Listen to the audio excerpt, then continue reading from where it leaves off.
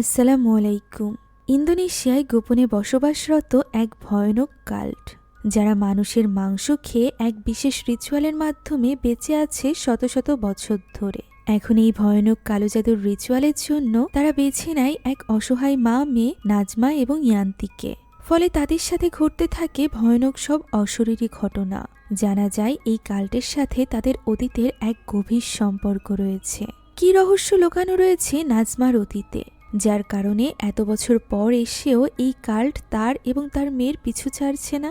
এই কাল্টের আসল উদ্দেশ্যই বা কি, জানতে হলে দেখতে হবে আজকের এই পুরো গল্পটি, যেটা বাস্তব ঘটনা অবলম্বনে সদ্য মুক্তি পাওয়া ইন্দোনেশিয়ার একটা মুভি থেকে নেওয়া হয়েছে। তাই চলুন আর দেরি না করে সরাসরি চলে যাওয়া যাক গল্পে। গল্পের শুরুতে আমাদেরকে একটা বিশেষ কাল্টের ব্যাপারে জানানো হয়, যারা কিনা একটা বিশেষ শয়তানের পূজা করত, ভাইরাবা, যে কিনা তাদের দেবতার মতো ছিল।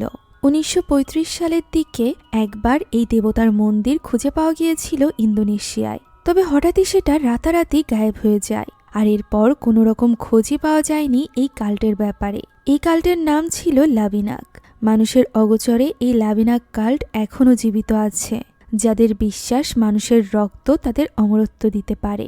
এখন এরপর আমরা এই কাল্টের একটা বিশেষ রিচুয়ালের দৃশ্য দেখতে পাই, যে রিচুয়ালের মাধ্যমে একটা বিশেষ মুখোশ পরিয়ে একটা মেয়েকে বলি দেওয়া হয়, আর এরপর তার শরীর ছিঁড়ে পুড়ে খেতে থাকে এই কাল্টের মানুষেরা। ল্যাবেনাক কথাটি মূলত ক্যানিবাল থেকে এসেছে, ক্যানিবালের ঠিক উল্টো, এর মানে মানুষ খেকো। এখন এখান থেকে দৃশ্য পরিবর্তিত হয় এবং আমরা এক মা মেয়ের জুটিকে দেখতে পাই, নাজমা এবং ইয়ান্তি। বাইরে বৃষ্টি পড়ায় তারা এখনই বাড়িতে যেতে পারছিল না এবং একটা দোকানে অপেক্ষা করছিল বৃষ্টি কমার জন্য। ওই সময় একটা গাড়ি সেখান থেকে যায় এবং পানি ছিটিয়ে দেয়। মেয়ের গায়ে যাতে পানি না লাগে তাই নাজমা সামনে চলে আসে। ইয়ান্তি তখন ওই গাড়িওয়ালাকে গালি দিলে নাজমা তাকে নিষেধ করে। সে নিজের মেয়েকে খুব সুন্দর করে বড় করছিল। আর্থিকভাবে অতটা সচ্ছল না হলেও সে তার মেয়েকে সুন্দর শিক্ষা দিচ্ছিল। তার মেয়েও সবসময় তার কথা মেনে চলত। এখন বৃষ্টি কমলে তারা রওনা দিতেই যাবে, এমন সময় ইয়ান্তি লক্ষ্য করে তার ব্যাগের চেন নষ্ট হয়ে গিয়েছে। এই ব্যাপারে নাজমাকে বললে নাজমা উত্তরে বলে যে সে যেন একটু সবর করে, তার কাছে টাকা আসলেই সে তাকে নতুন ব্যাগ কিনে দিবে। ইয়ান্তি নিজেও জানতো যে নাজমার হাতের অবস্থা খুব একটা ভালো না, যে কারণে সেও নিজের প্রয়োজনীয়তার ভার তার মায়ের উপর দিত না। এখন বাড়িতে ফিরতেই নাজমা দেখতে পায় একজন মহিলা আগে থেকেই তার জন্য অপেক্ষা করছে। তার নাম ছিল দিয়ানা। দিয়ানাকে প্রথমে নাজমা চিনতে পারছিল না। আমরা জানতে পারি নাজমা অনেক ট্যালেন্টেড একটা মেয়ে ছিল, যার জীবনে অনেক অ্যাচিভমেন্ট ছিল। 16 বছর আগে এরকমই একটা অ্যাচিভমেন্টের সময় দিয়ানার সাথে তার দেখা হয়েছিল, যখন সে পড়াশোনার জন্য স্কলারশিপ পেয়েছিল। দিয়ানা তার সাথে ছবি দেখালে নাজমা এবার তাকে চিনে ফেলে। মূলত 16 বছরে দিয়ানা একদমই বদলে ছিল না। যে ব্যাপারটা নিয়ে বললে দিয়ানা বলে সে স্পেশাল ডায়েট ফলো করে এবং বটক্স করেছে। এ কথা নিয়ে তারা হাসাহাসি করছিল। এরই মাঝে ইয়ান্তি তার জন্য চা বানিয়ে নিয়ে আসে।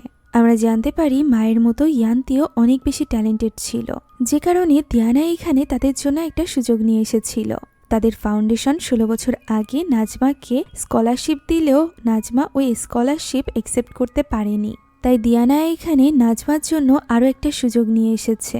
বর্তমানে তাদের ফাউন্ডেশনে একজন ভালো শিক্ষিকার প্রয়োজন, আর নাজমার থেকে ভালো শিক্ষিকা তাদের নজরে আর কেউ নেই। তাই তারা চাইছিল নাজমা যাতে তাদের ফাউন্ডেশনে যোগদান করে। ফাউন্ডেশনে যোগদানের ফলে টিচাররা যেমন ভালো স্যালারি পাবে, ঠিক তেমনই ভালো থাকার জায়গাও পাবে। সেই সাথে তাদের ছেলেমেয়েরা ফুল স্কলারশিপ পাবে। যা শুনে ইয়ান্তিও অনেক বেশি এক্সাইটেড হয়ে যায়, কেননা পড়াশোনার খরচ দিতে তার মায়ের ভীষণ কষ্ট হতো, এটা সে বুঝতে পারত। এর উপর আবার কলেজে গেলে তার খরচ বেড়ে যাবে। তবে নাজমা একটু দ্বিধায় ছিল যে তার কি করা উচিত। ওই রাতেও মুষলধারে বৃষ্টি পড়ছিল। নাজমা বসে ইয়ান্তির স্কুল ব্যাগ সেলাই করছিল এবং এই অফারের ব্যাপারেই ভাবছিল। এই অফার অ্যাকসেপ্ট করলে ইয়ান্তির জীবন একদমই পাল্টে যাবে। একটা ভালো পরিবেশ পাবে, সে ভালো ইউনিভার্সিটিতে পড়তে পারবে। এদিকে ইয়ান্তি তো এই খবর পাওয়ার পর থেকেই অনেক বেশি এক্সাইটেড ছিল। এরই মাঝে হঠাৎ করে কিছু একটা শব্দ শোনা যায়। ইয়ান্তির কান্নার শব্দ শুনে নাজমা দৌড়ে গেলে দেখতে পায় তাদের বাড়ির ছাদ ভেঙে গিয়েছে। ফলে ইয়ান্তির পড়ার টেবিল পুরো পানিতে ভেসে যাচ্ছে। সেই সাথে ইয়ান্তি কলেজের জন্য যে টাকা জমিয়েছিল সেটাও পুরোপুরিভাবে ভিজে গিয়েছে। তাই তো সে এখানে কাঁদছিল। নাজমা তাকে জড়িয়ে ধরে সান্ত্বনা দেয় এবং এখন আর তার মধ্যে কোনো রকম কনফিউশন থাকে না। পরদিন সকাল থেকেই সে গোছগাছ শুরু করে দেয় যাতে করে সে এই অফার একসেপ্ট করে শহরে জাকার্তায় গিয়ে থাকতে পারে। কাপড় গোছানোর সময় একটা পুরনো নিউজ পেপারের কাটিং দেখতে পায় নাজমা, যেখানে জাকার্তায় হওয়া একটা মেয়ের সাথে নির্যাতন কেসের ব্যাপারে লেখা ছিল। এখন ওই দিনটা এইভাবেই গোছগাছের মধ্য দিয়ে কেটে যায়। পরদিন আমরা তাদের দুজনকে গাড়িতে দেখতে পাই, যারা কিনা জাকার্তায় পৌঁছে গিয়েছিল। উঁচু উঁচু বিল্ডিং, এত সুন্দর শহর প্রথমবারের মতো দেখে ইয়ান্তি অনেক বেশি এক্সাইটেড হয়ে যায়। তার মাও তার খুশি দেখে অনেক খুশি হয়। এখন অনেক সিকিউরিটির মধ্য দিয়ে তারা ওই ফাউন্ডেশনের এরিয়াতে প্রবেশ করে। তাদেরকে নিয়ে আসা হয় একটা সুন্দর বাড়ির সামনে, যেখানে আগে থেকেই তাদের জন্য অপেক্ষা করছিল দিয়ানা। আমরা জানতে পারি এই বড় লাক্সারিয়াস বাড়িটি তাদেরকে দেওয়া হয়েছে থাকার জন্য। দিয়ানা ইয়ান্তিকে চাবি দেয় এবং ইয়ান্তিও খুশি খুশি বাড়ির ভেতরে প্রবেশ করে। পাশেই একটা বড় উঁচু বিল্ডিং ছিল, যেখানে ব্যালকনিতে দাঁড়িয়ে ইনা নামক একজন মহিলা তাদেরকে দেখছিল। এরই মাঝে সেখানে ইনার ছেলে লুসিয়াস এবং লুসিয়াসের মেয়ে ইভা চলে আসে। লুসিয়াস ছিল এই ফাউন্ডেশনের ডিরেক্টর। তাদের পরিবারই মূলত এই ফাউন্ডেশনটি চালায়। আমরা জানতে পারি তার মেয়ে ইভা এবং ইয়ান্তি একই ক্লাসে পড়তে চলেছে। এখন এই ব্যাপারেই কথা বলে লুসিয়াস চলে যায়। তখন আমরা জোডাস নামক একজন লোকের সাথে পরিচিত হই। জোডাস হলো তাদের স্কুলের কাউন্সিলর, অর্থাৎ যে স্কুলে নাজমা শিক্ষিকা হিসাবে জয়েন করতে চলেছে। তার সাথে পরিচিত হয়ে নাজমার বেশ ভালো লাগে। এখন ওই রাতের দৃশ্য আমরা দেখতে পাই, যেখানে সবকিছু গুছিয়ে গাছিয়ে নাজমা যাচ্ছিল উপরে নিজের রুমে। সিঁড়িতে ওঠার সময় হঠাৎ করেই তার মনে হয় সে যেন কিছু একটা দেখেছে। নিচে তাকাতেই সে ভয়ানক কিছু পা ঝুলতে দেখতে পায়। তবে দ্বিতীয়বার দেখতেই সেখানে সে কিছুই দেখতে পায় না, কিন্তু আমরা দেখতে পাচ্ছিলাম। অর্থাৎ এই বাড়িটি মোটেও স্বাভাবিক বাড়ি ছিল না। এখন পরদিন সকালে আমরা নাজমাকে ক্লাস নিতে দেখতে পাই, যেখানে ক্লাসে সে একটা প্রজেক্ট দিয়েছিল। তবে ক্লাসের একটা মেয়ে এসে তাকে বলে যে যেদিন প্রজেক্টটি করতে হবে সেদিন তার দাদার জন্মদিন, তাই সে প্রজেক্টটি দিতে পারবে না। নাজমা তাকে ছুটি দিয়ে দেয়। তখন সে তার দাদার বয়স জিজ্ঞাসা করলে হতবাক হয়ে যায়। মেয়েটি বলে তার দাদার বয়স 120 বছর, বলেই সে সেখান থেকে চলে যায়। নাজমা তখন দরজার কাছে আরেকজন শিক্ষিকাকে দেখতে পায় এবং কথা বলার জন্য তার কাছে এগিয়ে যেতেই দেখতে পায় সেখানে তো কেউই নেই। এতে করে বেশ অবাক হয় নাজমা। এখন সে তার অফিস রুমে বসে কাজ করছিল। এরই মাঝে তার ল্যাপটপের সমস্যা দিয়ে অফ হয়ে যায়। তখনই সে স্ক্রিনে তার পেছনে একটা ভয়ানক কিছুকে দেখতে পায়। তবে পিছে ঘুরতেই দেখা যায় সেখানে কিছুই নেই। যখনই নাজমা সামনে ঘুরে তখনই সে চমকে ওঠে, কেননা তার সামনে ওই টিচার দাঁড়িয়ে ছিল যাকে একটু আগেই সে দরজার কাছে দেখেছিল। সে আসলে এই ফাউন্ডেশনের একজন ইন্দোনেশিয়ান ল্যাঙ্গুয়েজের টিচার ছিল। তার নাম ছিল রাতি। তারা কথা বলছিল এমন সময় বেল বেজে ওঠে। রাতের ক্লাসের সময় হয়ে যাওয়ায় সে বেরিয়ে যেতে চাইলে নাজমা লক্ষ্য করে তার কাপড়ে ব্লাড লাগানো, তাই সে তাকে নিজের শার্ট দিয়ে কভার করে দেয়। এরই মাঝে সেখানে জোডাস আসে নাজমার জন্য খাবার নিয়ে। প্রত্যেক টিচারকে প্রতিবেলার খাবারও তাদের ফাউন্ডেশনের তরফ থেকেই দেওয়া হয়। জোডাস এখানে শুধুমাত্র খাবারই নয়, বরং নাজমার জন্য নতুন ফোন এবং ল্যাপটপও নিয়ে এসেছিল। এত দামি সব ডিভাইস দেখে নাজমা অবাক হয়ে যায়। তখন জোডাস জানায় এটাও ফাউন্ডেশনের তরফ থেকে স্পন্সর করা হয়, যাতে করে তারা ভালোভাবে স্টুডেন্টদের শেখাতে পারে। এখন স্কুল থেকে বাড়ি ফেরার পথে নাজমা দেখতে পায় একটা বড় গাড়ি বেরিয়ে যাচ্ছে। এই এরিয়াতে লুসিয়াসকে দেখে সে তার সাথে কথা বলতে এগিয়ে যায়। সেখানে ছোট্ট একটা দরজা ছিল। লুসিয়াস জানায় যে এখানে তারা মিটের ব্যবসা করে। এই মাটির নিচে তারা একটা বিশেষ প্রজাতির গরু রাখে এবং তার মাংস এই ফাউন্ডেশনের সকলকে প্রোভাইড করে, যেটা খুবই মজাদার হয়। যেহেতু আবাসিক এরিয়াতে গরু পালা ঝামেলা, এ কারণেই তারা মাটির নিচে এই সকল প্রসেসিংয়ের কাজ করে থাকে। এখন সে নাজমাকে তার বাড়ি পর্যন্ত ড্রপ করতে চায়। নাজমা এতে রাজি হয়ে যায়। বাড়িতে ফিরে দেখতে পায় বড় একটা টিভি লাগানো হয়েছে তাদের বাড়িতে।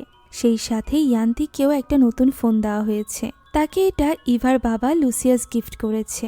সে এটা নিয়ে অনেক বেশি খুশি ছিল। মেয়ের খুশি দেখে নাজমাও এখানে কিছু বলে না।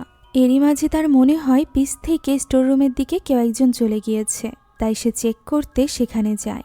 সেখানে সে একটা টর্চ লাইট পায়। এমন সময় তার পার কাছ থেকে দৌড়ে চলে যায় একটা ইঁদুর, যার ফলে সে একটু ঘাবড়ে যায়। তখনই একটা দরজার দিকে তার নজর পড়ে। দরজার অপর পাশেও অনেক জিনিসপত্র রাখা ছিল। সেখানে সে লম্বা কিছু একটাকে একটা চাদর দিয়ে ঢাকা অবস্থায় দেখতে পায়। তার মনে কৌতূহল জাগে এবং সে সেদিকে এগিয়ে যায়। সেখানে গিয়ে কাপড়টি সরাতেই সে দেখতে পায় এটা তো লম্বা একটা টেবিল ল্যাম্প। নিচে একটা ডায়েরি পড়েছিল, যেখানে অদ্ভুত ওই লাবিনা কার্ল্টের ছবি ছিল। তবে এই ব্যাপারে তো নাজমা কিছুই জানতো না। সে সেখানে অদ্ভুত কিছু কথা লেখা দেখতে পায়, মৃত্যু, আত্মা, ইঁদুর, এই সব কিছু। সেই সাথে একটা পেজে লাভিনাক লেখা ছিল, আর এই লাভিনাকের নিচে ছিল মন্ত্রের মতো কিছু একটা লেখা। ডায়েরিটা নিয়ে বাইরে বসে নাজমা এটাই পড়ছিল। তখনই আপেল খেতে গেলেই সেই আপেল পরিণত হয় একটা জলজ্যান্ত হৃৎপিণ্ডে, যা দেখে নাজমা ঘাবড়ে গিয়ে সেটা দূরে ছুঁড়ে মারে। কিন্তু পরক্ষণেই দেখা যায় এটা তো একটা সাধারণ আপেলই ছিল। এরই মাঝে ওই লম্বা ল্যাম্পটি জ্বলতে নিভতে শুরু করে, যেটা একটু আগে স্টোর রুম থেকে সে নিয়ে এসেছে।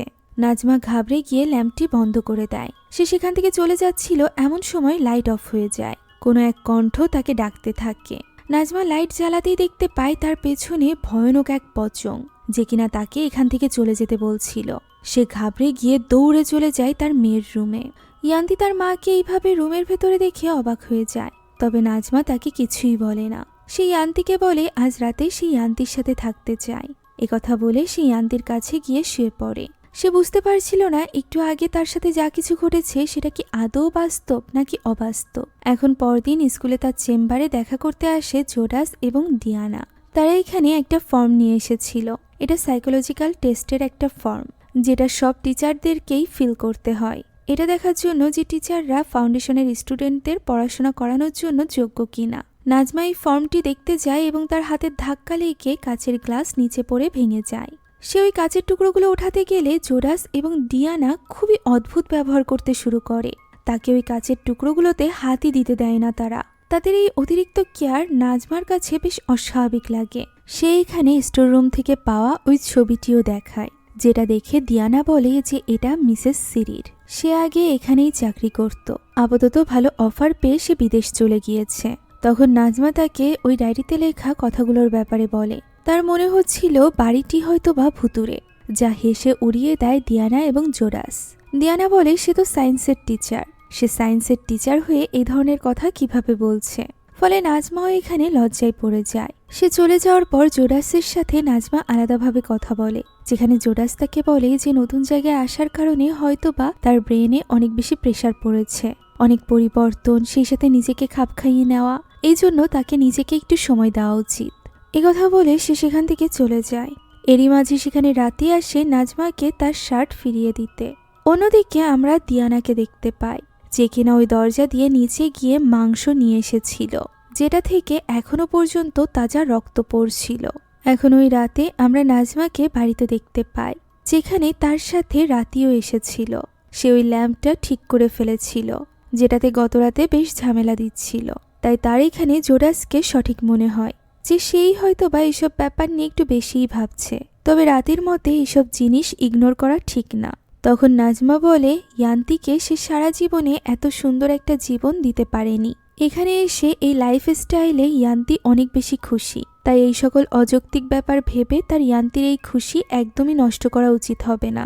রাতি তখন নাজমাকে জিজ্ঞাসা করে যে তার কি মনে হয় জোডাস অনেক ভালো লোক। একথা বলেই সে গিয়ে গান ছেড়ে দেয় এবং ওই গানের তালে তালে অদ্ভুতভাবে নাচতে থাকে। আমরা তখন লাভিনাক কাল্টের ওই রিচুয়ালের দৃশ্য দেখতে পাই, যেখানে ওই মেয়েটিকে ঘিরে ক্যানিবালরা অদ্ভুতভাবে নাচছিল। নাজমাও এখানে মন খুলে রাতির সাথে নাচছিল। ওই সময় ইয়ান্তি স্কুল শেষে বাড়িতে ফেরে এবং মাকে এইভাবে নাচতে দেখে খুশি হয়ে যায়। কিন্তু অদ্ভুত ব্যাপার হলো ইয়ান্তি সেখানে শুধুমাত্র নাজমাকে একাকেই নাচতে দেখছিল। সে সেখানে রাতিকে দেখতে পায় না। তার কাছে সবকিছু স্বাভাবিক লাগে এবং সে রুমে এসে ফোন দেখতে থাকে। এরই মাঝে হঠাৎ করে কারেন্ট চলে যায়। নাজমা দরজা বন্ধ হওয়ার শব্দ শুনতে পায় এবং রাতিকে খুঁজে পায় না। সে মনে করে রাতি হয়তো বা বের হয়ে গিয়েছে। এরই মাঝে ফোনের ফ্ল্যাশ জ্বালিয়ে ইয়ান্তি সেখানে আসে। নাজমার মনে হয় ইঁদুর হয়তো বা তাদের কারেন্টের লাইন কেটে দিয়েছে। এখন পরদিন ইয়ান্তি যায় লুসিয়াসের বাড়িতে, যেখানে ইভার রুমে সব দামি দামি জিনিসপত্র দেখে সে অবাক হয়ে যায়। সে সেখানে থাকা দামি একটা লিপস্টিক দেখতে থাকলে ইভা তাকে সেটা পরতে বলে। সে সেটা অ্যাপ্লাই করছিল, তখন ইভা জানায় এটা তার মায়ের। তার মায়ের কথা জিজ্ঞাসা করলে সে জানায় যে তার মা বেঁচে নেই। সে নিজেই নিজেকে শেষ করে দিয়েছিল যখন সে এই লিপস্টিকটি পরা ছিল। এ কারণে এই লিপস্টিক অনেক বেশি স্পেশাল ছিল ইভার জন্য। ইভা তার মায়ের কথা বলতে বলতে কেঁদে ফেলে। তখন সে বলে যে ইয়ান্তি তার জীবনে আসায় যেন সে একটা বোন পেয়ে গিয়েছে। এ কথা শুনে ইয়ান্তিও খুশি হয়। এরই মাঝে ইভার দাদি ইনা আসে তাদের জন্য একটা নতুন ডিজার্ট বানিয়ে নিয়ে। তারা খুব শীঘ্রই ফ্যামিলি ভ্যাকেশনে যেতে চলেছিল তাদের ফ্যামিলি ভিলাতে, যে ব্যাপারে ইভা ইয়ান্তিকে জিজ্ঞাসা করে সে কি তাদের সাথে যেতে চায়, যার উত্তরে ইয়ান্তি বলে সে তার মায়ের কাছ থেকে শুনে জানাবে। এরপর তারা হোমওয়ার্কের ব্যাপারে কথা বলতে থাকে, যেখানে আমরা লুসিয়াসকে দেখতে পাই যে কিনা দরজার কাছে দাঁড়িয়েই তাদেরকে দেখছিল। ওই দিন রাতে নাজমা যখন একা ছিল তখন সে রান্নাঘরে যায়, যেখানে ডাস্টবিন থেকে একটা ইঁদুর বের হয়ে দৌড়ে চলে যায় স্টোর রুমের ভেতরে। নাজমা তার পিছু পিছু সেখানে চলে যায়। বাইরে তখন বিদ্যুৎ চমকিয়ে বৃষ্টি হচ্ছিল, ফলে সে অনেকটা চিন্তিত হয়ে পড়ে তার মেয়ে ইয়ান্তিকে নিয়ে, যে কিনা এখনো ফেরেনি। নাজমা কল দেয়, তবে ইয়ান্তি কল ধরে না। তাই তো নাজমা এবার ইয়ান্তির চিন্তায় ছাতা নিয়ে বেরিয়ে পড়ে। ঠিক তখনই বাড়ির ভেতর থেকে নাজমাকে কেউ একজন ডাক দেয় এবং বলতে থাকে যে নাজমা যেন এই বাড়ি থেকে চলে যায়। নাজমা কিছু বুঝে উঠতে পারছিল না, এমন সময় পেছন থেকে আবারও এক ভয়ানক কণ্ঠ তার নাম ধরে ডাক দেয়। সে পিছে ঘুরতেই এক ভয়ানক প্রেতাত্মাকে দেখতে পায়। চিৎকার করে সে ভেতরে চলে আসে। এমন সময় দরজাটি আপনা আপনি খুলে যায়। দেখা যায় ইয়ান্তি এসেছে। এই ঝড় বৃষ্টির মধ্যে এত দেরি করে বাড়িতে ফেরার জন্য নাজমা এখানে ইয়ান্তিকে ঝগড়া করতে থাকে। এক পর্যায়ে সে এটাও বলে যে ইয়ান্তি কিছুতেই খুশি হচ্ছে না নাজমা এত কিছু করার পরও, যা শুনে ইয়ান্তি কষ্ট পায় এবং উপরে চলে যায়। এখন ওই দিন মাঝরাতের দিকে আলমারির ভেতরের শব্দে ঘুম ভেঙে যায় ইয়ান্তির। আলমারির দরজাটি আপনা আপনি খুলে গিয়েছিল, যেখান থেকে বেরিয়ে আসে ভয়ানক হাত, যা দেখে ইয়ান্তি ঘাবড়ে যায়। সে চিৎকার করে মাকে ডাক দিলে ওই হাতগুলো আবারও ভেতরে চলে যায় এবং দরজা বন্ধ হয়ে যায়। ইয়ান্তি সাহস করে চেক করার জন্য উঠে আসে এবং আলমারির দরজা খুলতেই ভয়ানক দৃশ্য দেখে সে চিৎকার করে ওঠে। এরই মাঝে তার মা তাকে পিছ থেকে ডাক দেয়। সে তার মাকে সবটা বললে দেখা যায় আলমারির ভেতরে তো সবকিছুই স্বাভাবিক। তখন তার মা তাকে সান্ত্বনা দিতে গিয়ে বলে যে মায়ের মুখে মুখে তর্ক করলে এমন ভয়ানক স্বপ্ন তো সে দেখবেই। যে ব্যাপারটা নিয়ে ইয়ান্তি হেসে দিলে নাজমা ভয়ানকভাবে হাসতে থাকে, যা দেখে এবার ইয়ান্তি ঘাবড়ে যায়। তার বুকের সাইডে রক্ত ভেসে ওঠে এবং সে অস্বাভাবিকভাবে এগোতে থাকে ইয়ান্তির দিকে। ইয়ান্তি কি করবে তা বুঝে উঠতে পারছিল না। এমন সময় নাজমা তার হৃৎপিণ্ড খুলে এগিয়ে দেয় ইয়ান্তির মুখের কাছে। ভয়ে চিৎকার করে ঘুম ভেঙে যায় ইয়ান্তির, অর্থাৎ এই সব কিছু তার স্বপ্নে চলছিল। ঘুম ভাঙার পর সে বিছানার উপর একটা গিফট বক্স দেখতে পায়, যেটা তার মা তার জন্য রেখে গিয়েছিল। এবার পরিবারের সাথে ভ্যাকেশনে যাওয়ার জন্য সে অনুমতি দিয়ে দিয়েছিল। গিফট বক্স খুলে নতুন জুতা, ব্যাগ এগুলো দেখে অনেক বেশি ইমোশনাল হয়ে পড়ে ইয়ান্তি। এখন পরদিন সে এগুলো দিয়েই রেডি হয়ে পড়ে ভ্যাকেশনে যাওয়ার জন্য। যাওয়ার সময় সে নাজমাকে নিজের খেয়াল রাখতে বলে। নাজমা বলে তাকে নিয়ে চিন্তা না করতে, রাতি তার সাথে থাকবে। যদিও ইয়ান্তি রাতিকে চিনতে পারছিল না, তখন নাজমা বলে ক্লাসে মন দিতে, তাহলে সে তার ইন্দোনেশিয়ান ল্যাঙ্গুয়েজ টিচারকে ভুলবে না। এখন এভাবেই আদর করে সে তার আদরের মেয়েকে পাঠিয়ে দেয় লুসিয়াসের পরিবারের সাথে। পুরো বাড়িতে একা হয়ে পড়ে নাজমা। সেই ফাউন্ডেশনের স্কলারশিপ দেওয়ার ব্যাপারে একটা নিউজ দেখছিল। এমন সময় আবারও স্টোর রুম থেকে আওয়াজ ভেসে আসে, তবে এবার আর নাজমা সেদিকে যায় না। আমরা দেখতে পাই ভয়ানক কিছু হাত, সেই সাথে এক ভয়ানক প্রেতাত্মা। নাজমা গোসলে ছিল।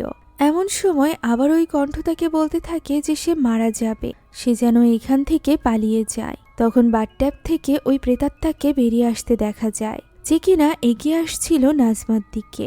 এটা দেখে নাজমাও ভয় পেয়ে গিয়েছিল, তবে দরজা খুলতেই সেখানে কাউকে দেখা যায় না, শুধু আয়নার উপর রক্ত দিয়ে লেখা ছিল যে সে মারা যাবে।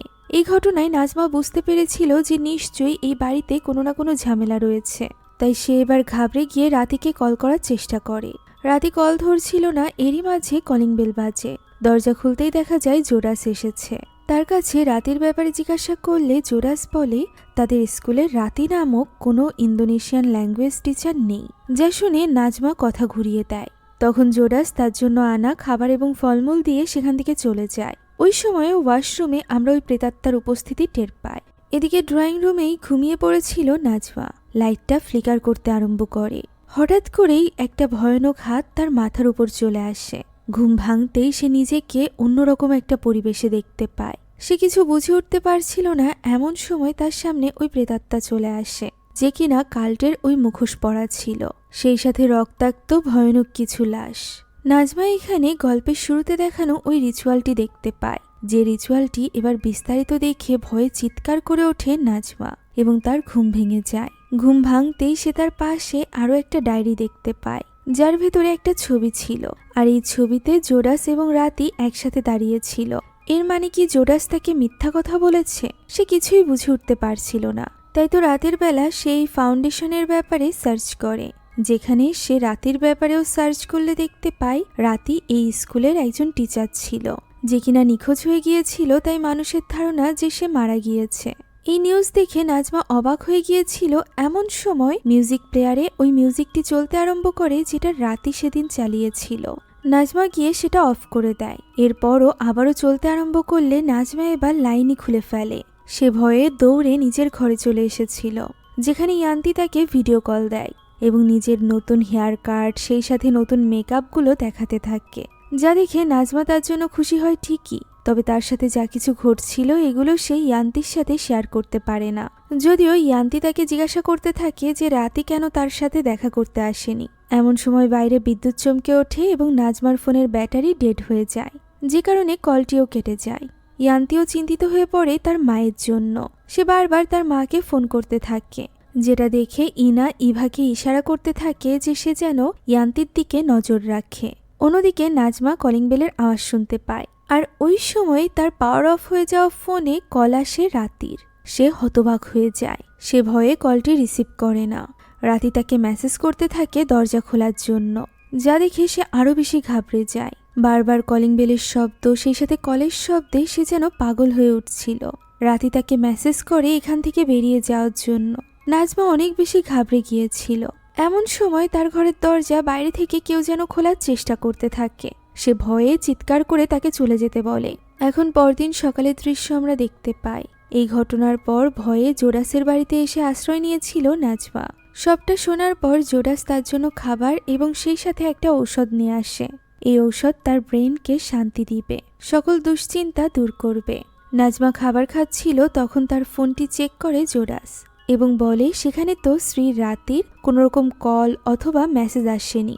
নাজমা এতে করে বেশ অবাক হয়। সে জিজ্ঞাসা করে জোডাস কেন এর আগে রাতি এবং শ্রী যে একই মানুষ একথা বলেনি, যার উত্তরে জোডাস জানায় সে নিজেও জানত না শ্রী এবং রাতি একই মানুষ।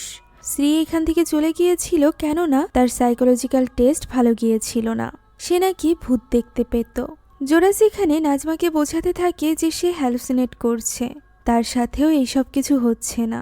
এই সকল কথা বলতে বলতেই নাজমা খাবার শেষ করে ওই ঔষধটি খেয়ে নেয়।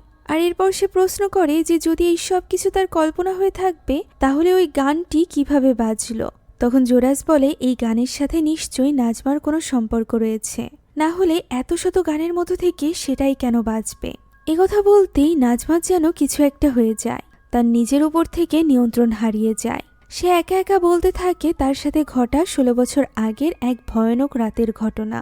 ওই সময় সে এই ফাউন্ডেশনের আন্ডারে স্কলারশিপ পেয়ে পড়াশোনা শুরু করেছিল। বেশিরভাগ দিনই দেরি করে ক্লাস শেষ হতো। এমনই এক রাতে হেঁটে হেঁটে বাড়িতে পৌঁছানোর সময় আচমকা একজন লোক তার উপর হামলা করে, তাকে গাড়িতে তুলে নেয়, যার মুখে ছিল সিংহের মুখোশ, যে কিনা তার সাথে বাজে কাজ করতে আরম্ভ করে। অর্থাৎ বাড়ি থেকে আসার সময় সে যে নিউজ আর্টিকেলটি দেখেছিল ওটা তার ব্যাপারেই ছিল। জোডাস জিজ্ঞাসা করে যদি নাজমা ওই ব্যক্তিকে এখন সামনে দেখে তাহলে কি সে তাকে চিনতে পারবে। উত্তরে নাজমা বলে তার গলায় একটা পেন্ডেন্ট ছিল, যেটা আর কখনো সে কারোর গলায় দেখেনি।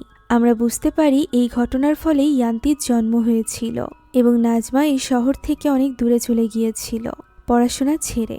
তবে ইয়ান্তি এই ব্যাপারে কোনো কিছুই জানে না। একথা বলা মাত্রই নাজমার যেন হুঁশ ফিরে আসে, তবে তার তখনও কষ্ট হচ্ছিল। এমন সময় তার নজর পড়ে জোডাসের গলায়, যার গলায় একটা চেন ছিল। সে একটা ছুরি হাতে নিয়ে জোডাসের গলায় থাকা ওই লকেট চেক করে। এটা ওই একই লকেট ছিল। তবে ওই ঔষধের কারণে নাজমার তো কোনো কিছু করার পরিস্থিতিই ছিল না। সে আবারও সোফার উপর পড়ে যায়। জোডাস বলতে থাকে যে সে রাতিকে প্রচণ্ড ভালোবাসত, তবে তারা তো শুধুমাত্র সে না, তাদেরকে তাই করতে হবে যা রাজা চায়। সে যখন এই কথা বলছিল তখন তার পেছনে আমরা ওই প্রেতাত্মাকে দেখতে পাই। হতে পারে এটা রাতির আত্মা। মায়ের সাথে কি কি হচ্ছে এই ব্যাপারে কোনো কিছু না জানা ইয়ান্তি তো আনন্দ করছিল ওই ফ্যামিলি ভিলাতে। সে পুরো ফ্যামিলি ভিলাটি ঘুরে ঘুরে দেখছিল। এমন সময় লাবিনাক নিয়ে লেখা একটা বই সে দেখতে পায়, যেটা নামিয়ে সে পড়তে শুরু করে। সেখানে হিউম্যান স্যাক্রিফাইসের ব্যাপারে ছবি ছিল। সেইগুলোই দেখছিল। এমন সময় সেখানে লুসিয়াস চলে আসে এবং তাকে জিজ্ঞাসা করে যে সে কি ঠিক করেছে। সে কোন ইউনিভার্সিটিতে পড়তে চায়। তাদের সাথে থাকলে সে যে কোনো ইউনিভার্সিটিতে পড়তে পারবে, তা সে দেশে হোক বা দেশের বাইরে। এমনকি লন্ডনের সবথেকে নাম করা 3টে ইউনিভার্সিটিতেও সে পড়তে পারবে। ইয়ান্তি বুঝতে পারছিল না যে সে কি বলবে। এরই মাঝে সে ফোন চেক করতে লাগলে লুসিয়াস এই ব্যাপারে জিজ্ঞাসা করে। তখন ইয়ান্তি বলে যে সে তার মায়ের সাথে যোগাযোগ করতে পারছে না গত রাত থেকে। লুসিয়াসের মতে সে হয়তো বা ব্যস্ত আছে। এই কথা বলে সে সেখান থেকে চলে যায়। অন্যদিকে জোরাসের বাড়িতে নাজমাকে দেখা যায়, যার কানের কাছে ওই আত্মা এসে তাকে জাগিয়ে তোলে। লাইটটি ফ্লিকার করতে থাকে এবং সে সেখানে রাতের আত্মাকে দেখতে পায় এবং তার পিছু করতে থাকে। সে চলে আসে স্টোর রুমে, যেখানে আলমারির নিচ থেকে আওয়াজ আসছিল। কেউ যেন তাকে ভেতরে ডাকছিল, যেটা শুনে এবার সে আলমারিটি সেখান থেকে সরায়। আর আলমারির পেছনে সে একটা সিক্রেট দরজা দেখতে পায়। দরজা খুলতেই সে নিচে যাওয়ার জন্য একটা সিঁড়ি দেখতে পায়। নাজমা এবার একটা টর্চ এবং শক্ত কিছু হাতে নিয়ে নেয় এবং নেমে আসে ওই সুড়ঙ্গের পথ ধরে। ভেতরে অনেক মূর্তির মতো ছবি আঁকা ছিল। কৌতূহলবশত সে সামনের দিকে এগোতে থাকে। এক স্থানে এসে সে একটা দরজা পায়। ভেতরে প্রবেশ করতেই সে সেখানে একটা ফ্রিজ দেখতে পায়, যার ভেতরে মানুষের বিভিন্ন অঙ্গ প্রত্যঙ্গ কেটে রাখা ছিল, যেন কেউ এগুলো সংগ্রহ করে রেখেছে খাওয়ার জন্য। সেখানে লাইটের সুইচ দেখে নাজমা লাইট অন করে। তখনই সে সেখানে দেওয়ালে থাকা অনেকগুলো বক্সের মতো দেখতে পায়। সে কিছুই বুঝে উঠতে পারছিল না। এমন সময় 40 নম্বরের বক্সটি আপনা আপনি খুলে যায়। চেক করার জন্য সে সেটা খোলে এবং দেখতে পায় তার ভেতরে নাজমারই বায়োডাটা রয়েছে, যেখানে লেখা আছে ভেরি ফিট। নাজমা বোঝার চেষ্টা করছিল, এমন সময় আরও একটা দরজা আপনা আপনি খুলে যায়। চেক করার জন্য নাজমা সেখানে যেতেই দেখতে পায় সেখানে মুখোশধারী একটা লাশ রয়েছে। তার পাশে ছিল রাতের বায়োডাটা, যেখানে লেখা ছিল ফিট। এমন সময় রাতের লাশ ভয়ানকভাবে নাজমাকে এখান থেকে পালিয়ে যেতে বলে। ঘাবড়ে গিয়ে নাজমা তখনই সেখান থেকে পালাতে আরম্ভ করে। সে বেরিয়ে যাওয়ার পর আমরা সেখানে অসংখ্য আত্মাকে দেখতে পাই, যারা অতীতে এই কাল্টের শিকার হয়েছিল। এদিকে এই সকল বিপদের ব্যাপারে কোনো কিছু না জানায় ইয়ান্তি তো শান্তিতে গোসল করছিল। কানে হেডফোন থাকার কারণে সে তার ফোনে যে কল এসেছে এটাও বুঝতে পারে না। ইভাও তাকে ডাকে না। এদিকে নাজমা তাকে বারবার কল করছিল। সে কল রিসিভ না করায় এবার নাজমা তাকে ভয়েস মেসেজ পাঠায়, যেটা পড়ে যায় ইভার হাতে। ওই সময় আমরা লুসিয়াস এবং ইনাকে দেখতে পাই, যারা কিনা খাবার টেবিলে বসে কথা বলছিল। তারা নাজমার ব্যাপারেই বলছিল। এমন সময় সেখানে ইভা আসে এবং তাকে ওই ভয়েস মেসেজটি শোনায়, যেখান থেকে তারা বুঝতে পারে যে নাজমা সবটা জেনে গিয়েছে। সে বুঝে গিয়েছিল যে তারা তাকে বলি দিতে চলেছে, যে কারণে সে ইয়ান্তিকে বলছিল দ্রুত সকলের অগোচরে সেখান থেকে পালিয়ে যেতে এবং পুলিশের কাছে গিয়ে আশ্রয় নিতে। এই সকল কথা শুনে লুসিয়াস এবার চিন্তায় পড়ে যায়। সে তো নাজমাকে স্বেচ্ছায় বলি দিতে চাইছিল। যাকে বলি দেওয়া হচ্ছে সে যদি স্বেচ্ছায় নিজেকে বলি না দেয়, তাহলে তাদের দেবতা দুর্বল হয়ে পড়বে এবং এতে করে একে একে তারা সকলে শেষ হয়ে যাবে। এর আগেও এমনটি হয়েছে। অনিচ্ছাকৃত স্যাক্রিফাইসের কারণে দেবতার অভিশাপ একজন মহিলার উপর পড়ে এবং তাদের ফাউন্ডেশনেরই ওই মহিলা বৃদ্ধ হয়ে যাওয়ায় নিজেকেই নিজে শেষ করে দেয়। গত 10 বছর ধরে তারা ব্যর্থ হয়ে আসছে, যে কারণে লুসিয়াস তার স্ত্রীকেও হারিয়েছে, অর্থাৎ ইভার মাকেও। এবার তাদের ব্যর্থ হলে চলবে না, তা না হলে তাদের 3 জনের মধ্য থেকেই কেউ একজন মারা যাবে। এখন অন্যদিকে জোরাসকে দেখা যায়, যে কিনা বাড়ির গেট খোলা দেখে বুঝতে পারে নাজমা পালিয়ে গিয়েছে। তবে সে এই ব্যাপারটা নিয়ে বেশি একটা চিন্তিত ছিল না। এদিকে আমরা নাজমাকে দেখতে পাই, যে কিনা তখনও পর্যন্ত ওই ফাউন্ডেশনের এরিয়ার ভেতরে ছিল। সে দূর থেকে কিছু লোকজনকে দেখতে পায়, যারা কিনা ক্যাম্পিং করছিল। সাহায্যের আশায় সে দৌড়ে চলে যায় সেখানে যেতেই সে দেখতে পায় এটা তো দিয়ানা এবং বাকি সকলে তাকে দেখে হাসতে থাকে, যার ফলে নাজমার আর বুঝতে বাকি থাকে না যে এরা সকলে এই কাল্টেরই অংশ। সে আবারও সেখান থেকে পালাতে আরম্ভ করে। দৌড়ে পালাতে পালাতে সে একটা গাছের পিছে এসে লুকিয়ে পড়ে এবং পেছনে দেখার চেষ্টা করে যে কেউ তার পিছু করছে কিনা। কাউকে না দেখে সে একটু রিল্যাক্স হচ্ছিল, এমন সময় তার গলা চেপে ধরে দিয়ানা। তারা সকলে ছিল মানুষ খেকো, আর এভাবে তারা নাজমার মজা নিচ্ছিল, যেন নাজমা তাদের জন্য কোনো শিকার। নাজমা আবারও দৌড়ে পালাতে থাকে এবং একটা স্থানে এসে হোঁচট খেয়ে নিচে পড়ে যায়। তখনই একটা কুকুর এসে তাকে ধরে ফেলে। এরই মাঝে সেখানে জোরাস সহ বাকিরা চলে আসে। জোরাস একটা ইঞ্জেকশন নেয় এবং সেটা লাগিয়ে দেয় নাজমার গলায়, ফলে নাজমা এবার অজ্ঞান হয়ে যায়। দৃশ্য চলে আসে ইয়ান্তির কাছে। তার সামনে রাখা ছিল খুবই মজাদার সব খাবার। সে তখনও পর্যন্ত লুসিয়াসের পরিবারের আসল সত্যতার ব্যাপারে কিছুই জানত না। একটা বিশেষ স্যুপ এনে সামনে রাখা হয়, যেটা বাটিতে উঠিয়ে ইনা লুসিয়াসকে দেয়। লুসিয়াস সেটা নিয়ে সার্ভ করে ইয়ান্তির সামনে এবং তাকে খুব ভালোবাসা দেখাতে থাকে। ইয়ান্তি লক্ষ্য করে বাকি সকলে অপেক্ষা করছে তার এই স্যুপটি টেস্ট করার। সে কোনো কিছু না ভেবেই সেটা ট্রাই করে। তার কাছে বেশ মজা লাগে। তখন লুসিয়াস তাকে জিজ্ঞাসা করে যে ইয়ান্তি কি তার পরিবারের অংশ হতে চায়। ইয়ান্তি বলে সে সারা জীবন শুধুমাত্র মাকেই পেয়েছে, এখন তাদের সাথে থেকে সে বুঝতে পারছে বাবার ভালোবাসা কেমন হয়। লুসিয়াস তখন বলে যে সে তাকে নিজের মেয়ে হিসাবে গ্রহণ করতে চায়। যা শুনে ইয়ান্তি অবাক হয়ে জিজ্ঞাসা করে, এর মানে কি লুসিয়াস নাজমাকে বিয়ে করবে? লুসিয়াস হ্যাঁ বললে সে আরো বেশি খুশি হয়ে যায়। তখনই ইভা তার কানের কাছে এসে বলে তার মাকে বলি দেওয়া হবে। যা শোনা মাত্রই ইয়ান্তি হতবাক হয়ে যায়। তখনই ইনা এসে তার মাথা চেপে ধরে। বিশেষ এই স্যুপ পান করার ফলে সে নড়তে পারছিল না। লুসিয়াস তাকে বলতে থাকে তাদের পরিবারটা বেশ স্পেশাল একটা পরিবার, আর ইয়ান্তির মাও তাদের জন্য খুবই স্পেশাল। একথা বলতে বলতে সে কাপে করে 1 কাপ রক্ত নিয়ে আসে, যেটা সে জোরপূর্বক পান করিয়ে দেয় ইয়ান্তিকে।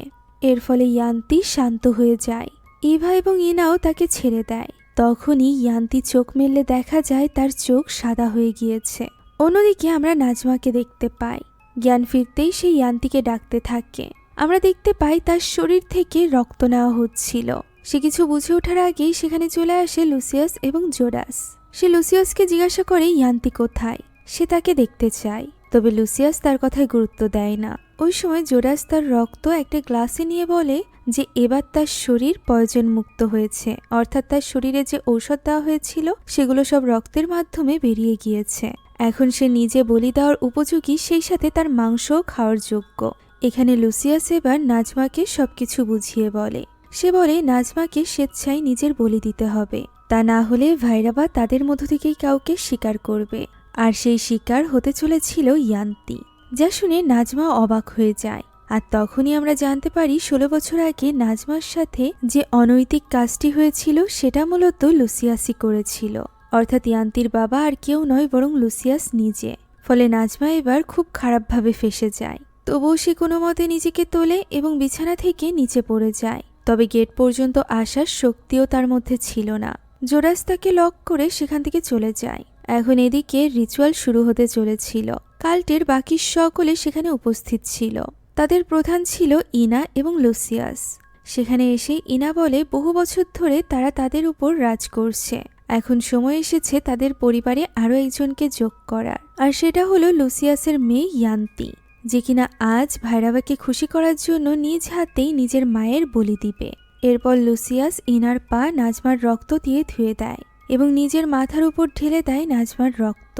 শুরু হয় অদ্ভুত এবং ভয়ানক এক রিচুয়াল। লুসিয়াসের সাথে সাথে বাকি সকল কাল্ট মেম্বাররা খুব অদ্ভুতভাবে নাচতে থাকে, সেই সাথে অদ্ভুত গান গাইতে থাকে।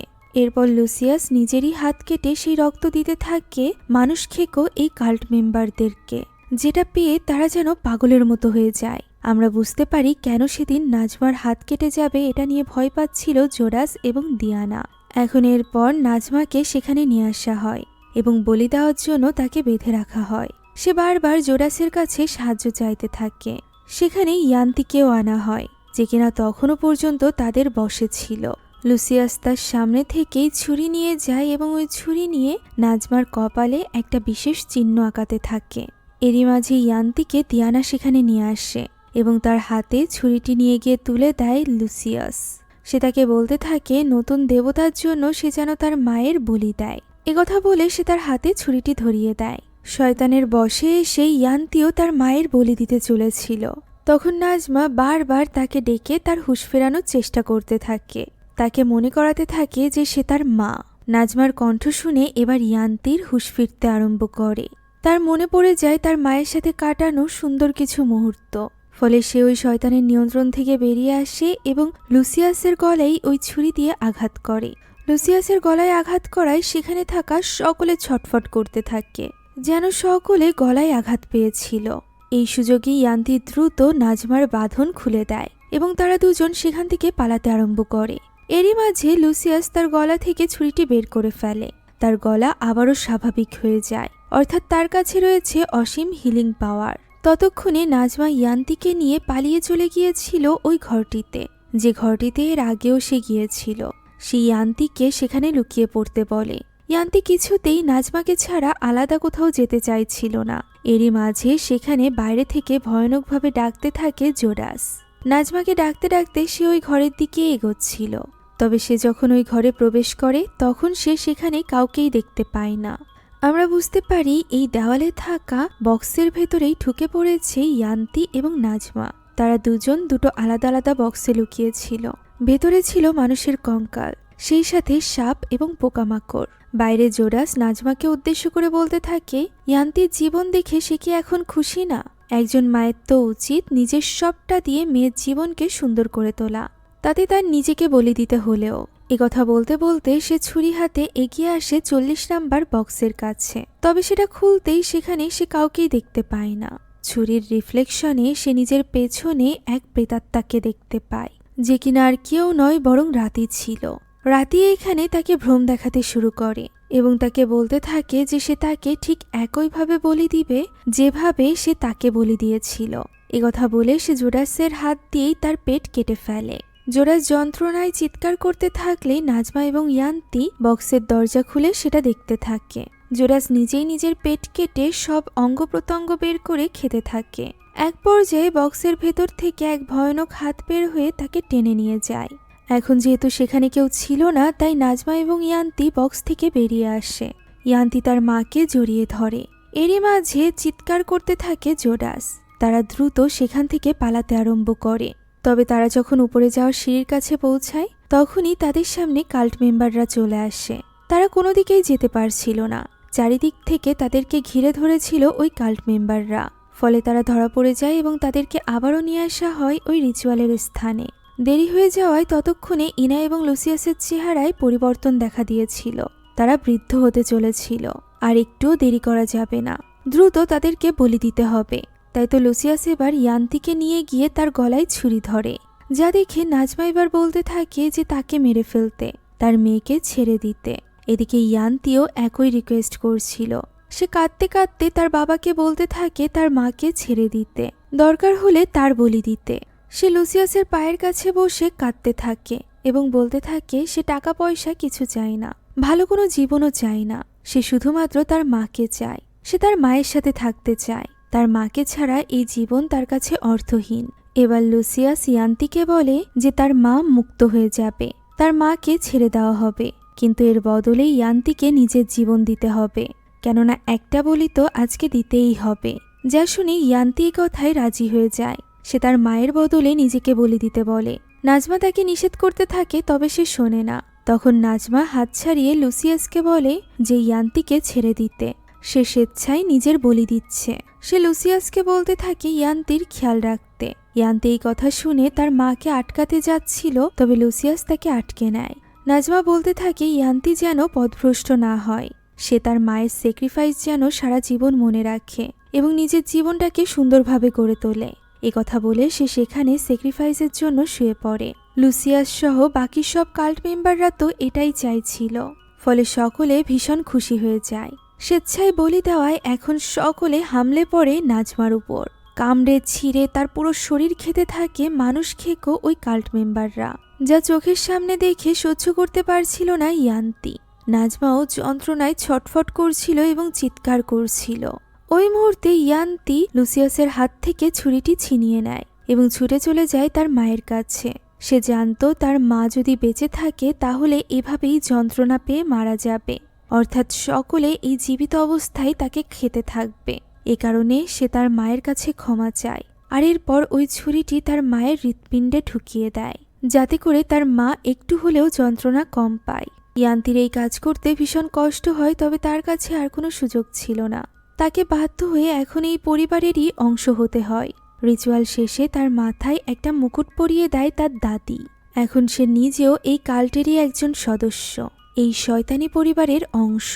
এখন এই ঘটনার 2 মাস পরের দৃশ্য আমরা দেখতে পাই। নাজমা এবং ইয়ান্তিকে যে বাড়ি দেওয়া হয়েছিল সেই বাড়ির সামনে আমরা নতুন এক দম্পতিকে দেখতে পাই, যাদের সাথে কথা বলছিল দিয়ানা।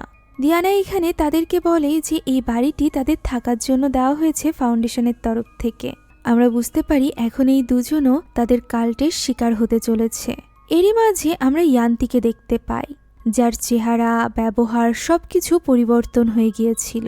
সে কাউকে একটা কল দিয়ে বলে যে সে তো অনেক দিন ধরে পেট ভরে খাবার খায় না, তার জন্য ইয়ান্তির কাছে খাবার আছে, যেটা সে মিস না করতে চাইলে যেন দ্রুত চলে আসে। একথা বলে ফোনটি কেটে দেয়। তখনই আমরা ওই লোকটিকে দেখতে পাই যে কিনা ভীষণ খুশি হয়ে যায়। আমরা বুঝতে পারি সেও একজন মানুষ খেকো ক্যানিবাল ছিল। আর এরই সাথে শেষ হয়ে যায় আজকের এই গল্পটি। তাহলে কি শেষমেশ ইয়ান্তি পথভ্রষ্ট হয়ে গেল? এই কাল্টেরই একজন প্রপার মেম্বারে পরিণত হলো মায়ের সকল উপদেশ ভুলে? জানতে হলে দেখতে হবে এর পরবর্তী পার্ট, যেটা বের হলে আমি অবশ্যই আপনাদের জন্য এক্সপ্লেনেশন নিয়ে আসব। আপাতত এই পার্টের গল্পটি আপনাদের কাছে কেমন লাগলো তা কমেন্টে জানাতে ভুলবেন না। আমাদের চ্যানেলে নতুন হয়ে থাকলে please subscribe to our channel. এছাড়া আমাদের যে কোনো ভিডিওর আপডেট পেতে এখনই জয়েন করুন আমাদের হোয়াটসঅ্যাপ চ্যানেলে, লিংক ডেসক্রিপশন বক্সে পেয়ে যাবেন। Thank you so much for watching this video. আল্লাহ হাফেজ।